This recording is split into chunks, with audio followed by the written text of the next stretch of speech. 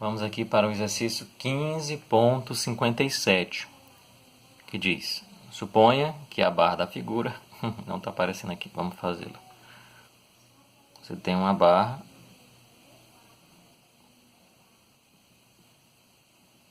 caso aqui cilíndrica, que seja de cobre, né, com um comprimento L aqui de 25 centímetros e possui uma área, né, já coloquei aqui, de 1,25 vezes 10 a menos 4 metros quadrados, sendo, né, uma temperatura TH de 100 graus Celsius, seria a temperatura nessa região aqui dessa face aqui da barra de 100 graus Celsius, e uma outra temperatura na outra face da barra de 0 graus Celsius, tá bom? Você tem uma temperatura de 100 graus Celsius, aqui é uma temperatura de 0 graus Celsius. Aí, qual é a taxa de transferência de calor no estado estacionário final, né?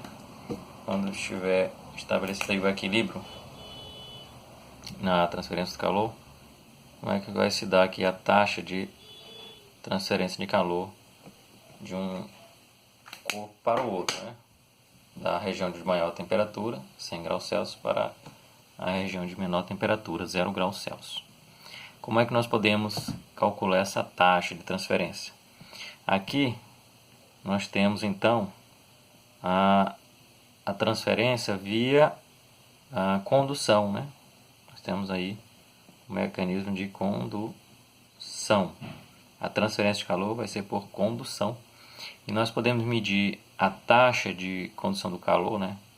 O calor que vai atravessar aqui essa barra de comprimento L, com essa equação que está aqui no final do enunciado. Nós podemos chamar de H a taxa de calor por tempo, certo? E seria um K, uma constante de proporcionalidade, que é a condutividade térmica, vezes a área, vezes a diferença de temperatura, né? Temperatura alta menos a temperatura baixa, dividido pelo comprimento. Ok? Isso aqui é a equação que nos dá a taxa de transferência do calor no processo de condução. Tá bom? E agora? Agora você coloca os dados que o problema forneceu e nós podemos encontrar essa taxa. Vamos colocar aqui embaixo, né? Primeiro o K, condutividade térmica.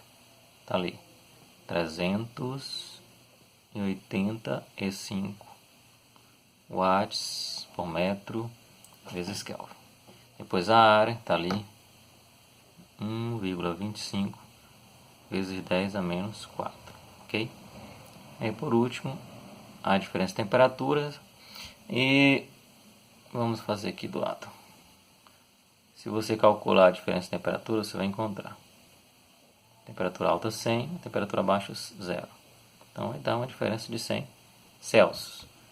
Mas lembre-se, quando você tem diferença entre temperaturas, o valor em Celsius se iguala ao valor em Kelvin, tá bom? Então nós vamos colocar aqui 100 Kelvin dividido pelo comprimento.